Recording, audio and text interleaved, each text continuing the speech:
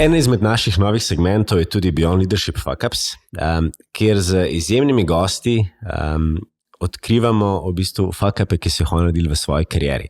Tako da, Bernarda, jaz bi lepo prosil, če imaš kakšno tako zgodbo, da bojo naši poslušalci videli, da absolutno, kakor si izjemna in dosegaš mednarodne in globalne stvari, si verjetno v karieri imela tudi kakšen fuck-up. Ja, jaz moram pozdraviti to rubriko, ker mislim, da bi se mogli več o tem pogovarjati, ker itak po družbenih omrežjih vidimo, kako je vse idealno. In tudi pare, ko vidimo, je vse idealno, ampak ti, ko ta par poznaš, veš, da pač sta tam pozirala za fotko, da doma je pa kriza, recimo.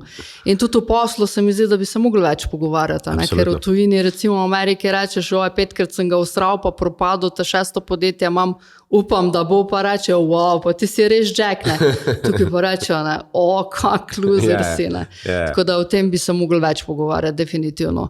Kar lahko jaz izpostavim, kot res neko največjo fuck up, failure, definitivno, je bilo to, da sem v tujino na en dogodek, kjer sem pomagala pri organizaciji, peljala osebo, za katero nisem dobro preverila, oziroma nisem preverila referenc.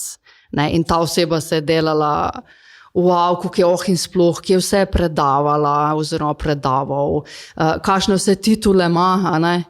In pol pride ta oseba tja na ta dogodek, ta dogodek gre, oni so tudi neke hude strokovnjake pripeljali, ki so iz podobnih okolij bili, kot ne bi bila ta oseba, ne? Se pravi poklicnih, poslovnih, akademskih tudi, ne?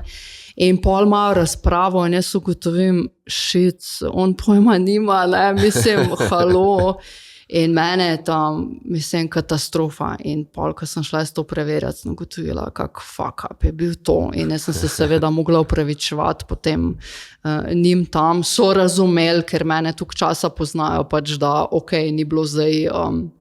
da bi jaz imela zaradi tega neko črno piko ali pa kaj, ampak to mi je bilo, Bernarda, vzemlo se v grezni, ker sej mi pa ne bi bile osebe, ki znamo preveriti stvari. Ja, ne, ampak časovno pač tega nisem naredila. Verjela sem pa, ne, neki medijski prepoznavnosti, pa tudi ni vse to, ne. Tako da, to je stvar, ki se navezuje tudi na temu, o čemur smo govorila, pač bolje preventiva kot kurativa. In pomembno je tudi, da ti za take stvari ni škoda investirati časa, da preveriš eno stvar. Tudi, če se ugužvi. Ne, da tudi recimo preveriš mail, ko pride res autentičen, če se lahko navežem na to. Tako da to je bila ena taka stvar. Druga pa tudi fuck up je predvsem na tem, da sem se mogoče preveč vezala osebno na kake stvari, pa je brez veze, da sem njih. Tako da, ampak to je bilo pa res big one. The best. Najlepša hvala.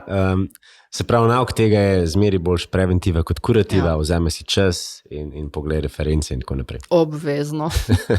Najlepša hvala, Bernarda.